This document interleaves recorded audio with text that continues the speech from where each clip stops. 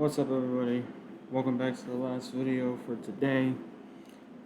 This video is called The Ugly Truth About Mother Teresa, and it's by the Infographics show.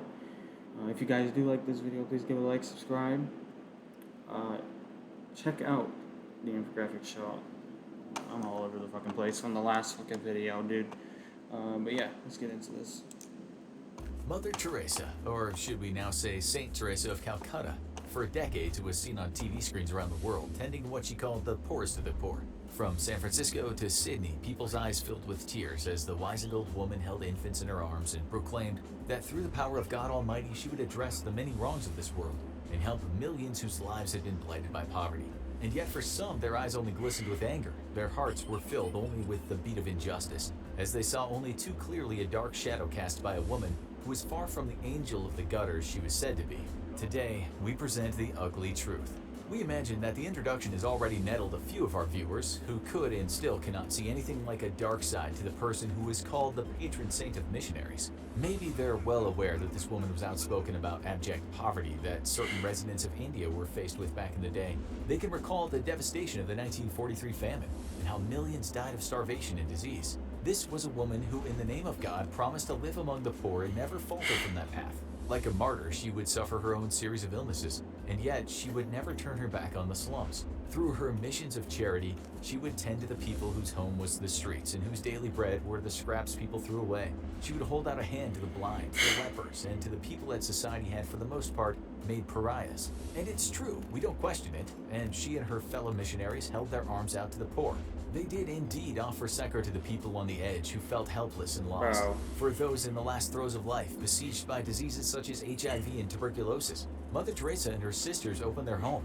For those at the start of life but without parents to care for them, she built much-needed orphanages. In her own words, Mother Teresa said with her unlimited love, she would make it her life's work to protect the hungry, the naked, the homeless, the crippled, the blind, the lepers, all those people who feel unwanted, unloved, uncared for throughout society. People that have become a burden to the society and are shunned by everyone. Maybe some of you are now thinking, Infographics show. You're sure walking on thin ice if you're going to start throwing digs at the paragon of human virtue. We're not even done. Teresa and her sisters, with the help of funding on tap, opened hospices and orphanages and more all over the world. By the time she was done, her missionaries of charity consisted of 4,000 sisters and 300 brothers doing good at 610 missionaries that covered much of the globe. They were helped by over 1 million workers who did anything from giving hope to orphans to handing out free soup to the homeless. So really, why should such an apogee of humanity have to take any flack? Let us now transform into the devil's advocate. As all you viewers will know, nothing in this life is cut and dried. Every story has countless other narratives running through the main narrative. Or as we're told when we're children, there are always two sides to every story. One of the first people to start talking about chinks in Mother Teresa's gilded armor was the critic Christopher Hitchens. In fact, while she was still alive, he co-wrote and hosted a documentary called Hell's Angel. Soon after that, he wrote a book, The Missionary Position, Mother Teresa in Theory and Practice. This man certainly had a bee in his bonnet when it came to the Lady of Light. The overarching critique is that Mother Teresa and her sisters received millions upon millions of dollars to do God's work and didn't do a very good job. It's important to say God's work and not just volunteer work. In fact, many people criticized her charities, saying that even with untold millions, they were run by people who could not provide adequate care.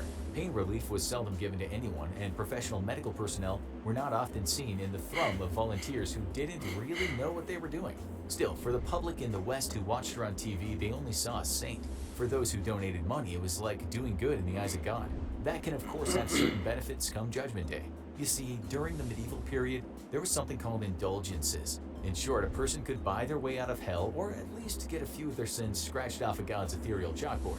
Critics believed Mother Teresa was selling indulgences, and to them it was kind of a con. Here's what Hitchens said about that. This returns us to the medieval corruption of the church, which sold indulgences. Bro,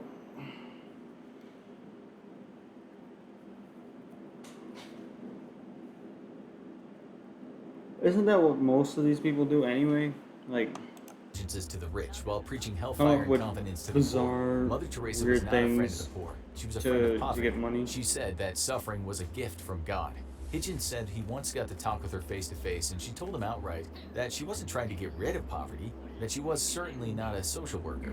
Her mission was to create more Catholics in the world and expand the Catholic Church. He and others argued that she was never going to try to fix poverty or lessen some of the pains that came with it.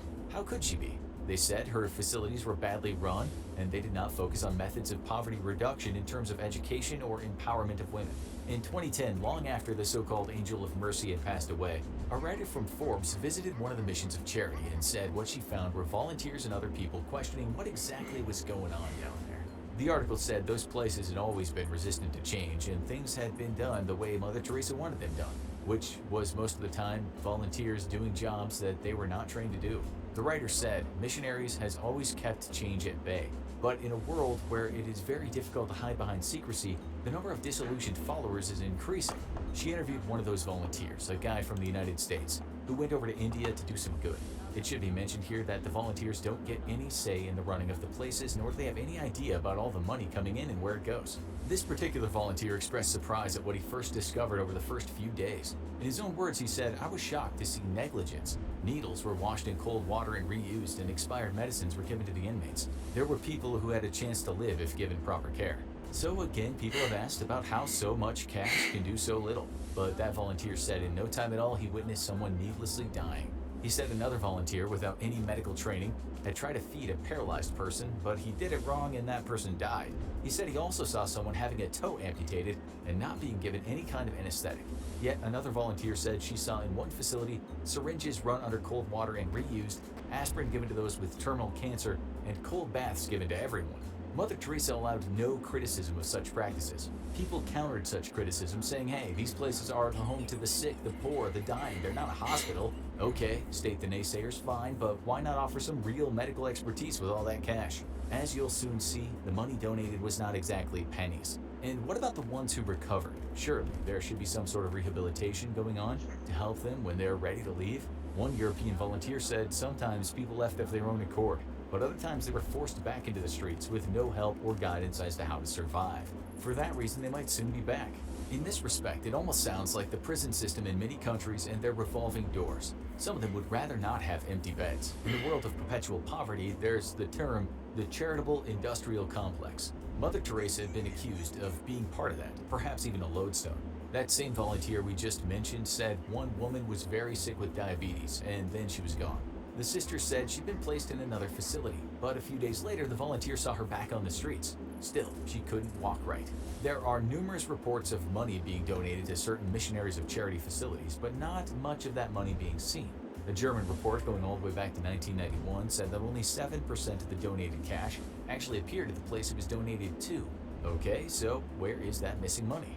No one knows, but Forbes points out that it's controlled by the Vatican now that Mother Teresa is resting in peace. One of the people who should know as well as anyone about what Mother Teresa did was Dr. Arup Chatterjee. He grew up in Calcutta, and while studying to be a doctor was one of the few voices shouting about the terrible state of the poor.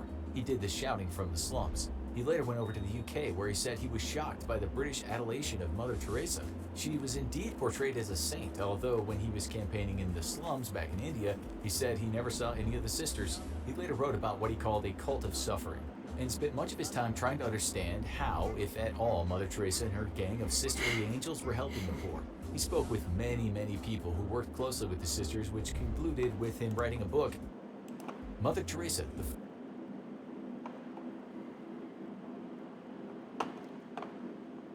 Bro, this is sad. Then that's what I mean. Like, that's the other thing I'm trying to say. Like, bro, I'm not gonna say everybody, but most people who do these type of things and ask for donations and this and that don't put majority of that money towards what they're, what they said they're gonna use it for. final verdict. Maybe some people don't trust his verdict, but he was arguably in a very good position to deliver one. In an interview, he said, I spent months in libraries in London. I also traveled the world researching it. I followed slum dwellers, beggars, destitute children with a video camera. I interviewed hundreds of people. I stood with a video camera outside Teresa's home for hours. And his verdict was, Mother Teresa, or the idea of her great, brilliant, immutable goddess, was bogus. He talked about the sorry state of the facilities he visited, the lack of hygiene, the needless deaths, and of course the baptisms that were given to people on their deathbeds without their consent. Even worse, he said when Mother Teresa claimed her Nobel Peace Prize, she was quick to state how she'd saved the lives of tens of thousands of people in India. Well, after Chatterjee did his research, He said you could possibly give her the number 700, which isn't a lot, considering the many, many millions of dollars she received. His research also found that in Calcutta, the Missionaries of Charity was giving very little help in terms of food and water compared to most other charities. In some countries, help was hardly given at all, and conversion to Christianity was what was really going on. But the media loved her, of course. Many of you were likely not alive when she was, but rest assured she was hardly ever off the TV. Politicians could get brownie points for shaking your hand, while fraudsters, dictators, and other very Yeah, because Westerners praise Jesus Christ. That's bad people were only too happy to in India. It depends on the religion. appear on with her before the flashing cameras. Speaking of politics, They don't. I don't think they follow Jesus Christ. They probably follow Ganesh Bhai or Shiva Bhai. politicians, Bill Clinton You made know, her an others honorary citizen as of the well. U.S. because she showed how we can make real our dreams for a just and good society. Everyone wanted a piece of her. It was as if she had received a television canonization, which Chatterjee ascribes mostly to the U.S. media. This was happening, he says, while the most vulnerable people in India were still not getting the help they needed. The New York Times caught up with him fairly recently, and for the most part, Well, that's northeast India. So he said what we've could already be told it you, could be different. minus the blanket stained with feces washed in the same sink used to clean dishes. He said at least nowadays the Missionaries of Charity do have medical professionals that come in, and when things are bad for people, they're taken to a hospital. Back in the day, he said he struggled to explain the myth of her to the people of Calcutta. They weren't interested when he expressed that the miracles people claimed she performed were perhaps not miracles at all. He wasn't exactly popular for his opinions. Mother Teresa was finally made a saint in 2016 for allegedly healing a man with a brain tumor. Thousands upon thousands of people around the world wept tears of joy. Chatterjee's contention that this was more hocus pocus and fell on many deaf ears in the West. He concluded his chat with the Times saying, they don't care about whether a third world city's dignity or prestige has been hampered by an Albanian nun. So obviously they may be interested in the lies and the charlatans and the fraud that's going on, but the whole story they're not interested in.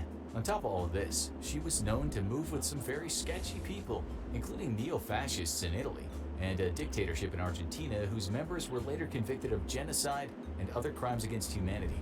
Her friend in Haiti, Jean-Claude Duvalier, was accused of torture and genocide.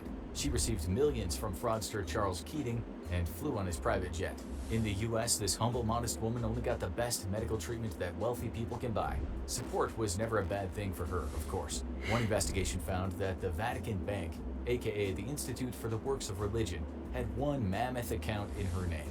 It said that the account was worth billions, and had she one day just decided to make equally mammoth withdrawals, the bank would have been on its knees. If that's not enough to suspend us on this thin ice we're skating on, Bro. Oh, she was also called a racist. Well, wrong time to pause that, but see how easy people can be brainwashed. Just actually, it's a pretty white easy to savior do type it. of racist who pitied a people that could not save themselves and needed her as a benefactor in chief. She was of course clapped on by giddy white people who thought their clapping helped those poor brown people, while not thinking too much about the details and genesis of widespread abject poverty. As for the Western media with its decades-long grandstanding of Mother Teresa, it too, say the critics, played a part in a kind of white colonialism. After her death, even NPR gave credence to her performance of a real-life bona fide miracle, writing, hardcore rationalists would not be likely to see such cases as evidence of a miracle, even while acknowledging they have no alternative explanation. As was soon pointed out, you don't have to be a hardcore rationalist to believe nuns don't make terminal brain abscesses disappear with a flick of a wrist. But this was all part of the myth, and it seemed almost everyone was in on it.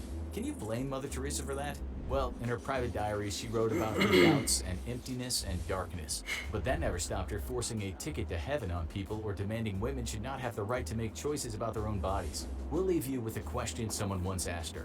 They asked if poor people should have to endure their suffering. Her response was, I think it's very beautiful for the poor to accept their lot, to share it with the Passion of Christ. I think the world is being much helped by the suffering of the poor people.